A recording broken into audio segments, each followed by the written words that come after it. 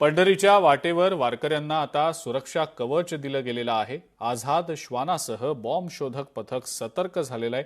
Satara bomb शोधक पथक आणि पोलीस देखील सज्ज आहेत। आमचे प्रतिनिधी इम्तियाज मुजावर यांनी याचा आढावा घेतलाय, पाहूया। दरवर्षी वैष्णवांचा मेळा सातारा जिल्ह्यामध्ये लाखो भाविक माऊलीच्या दर्शनाला येत असतात। अगदी देहू आळंदीपासून ते थेट पंढरपुरापर्यंत लाखो भाविक जात असतात आणि या सगळ्या भाविकांच्या जीविताची सुरक्षिततेसाठी बॉम्ब शोधक पथक या ठिकाणी कार्यरत असतात। सातारा बॉम्ब शोधक पथकाने ही जबाबदारी स्वीकारलेली आहे। 19 तारखेपर्यंत आपल्या जिल्ह्यामध्ये वारीचा मुक्काम आहे आणि या वारीमध्ये असंख्य लाखो भाविक सहभागी होतात।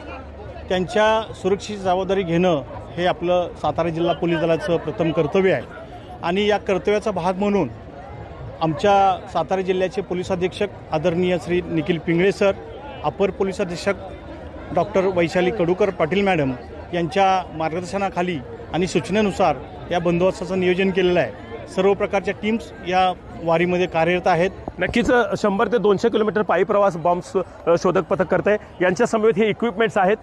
हे पूर्णतः दुर्बीण आहे।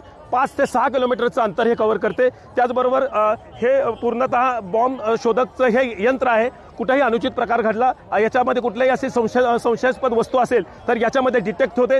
त्याचबरोबर हे एक मिरर आहे, असा स्कॅनर आहे। त्या स्कॅनरमधून कुठलीही चुकीची वस्तू जर त्यामध्ये असेल तर ही घटना त्या ठिकाणी दिसून येते। आणि सगळ्यात महत्त्वाची गोष्ट, या सगळ्या बॉम्ब शोधक पथकासमोर हा आझाद आहे, हा आझाद श्वान आहे, जो प्रत्येक घटनेच्या ठिकाणी, चुकीच्या ठिकाणी वास काढत पूर्णतः जी वस्तू ज्या ठिकाणी ठेवलेली आहे त्या ठिकाणी वस्तूचा हा वेध घेतो। हा आझाद श्वान साताऱ्याची शान आहे। लोकशाही मराठी, इम्तियाज मुजावर, सातारा। लोकशाही मराठी, ऐका, पहा, जागरूक रहा।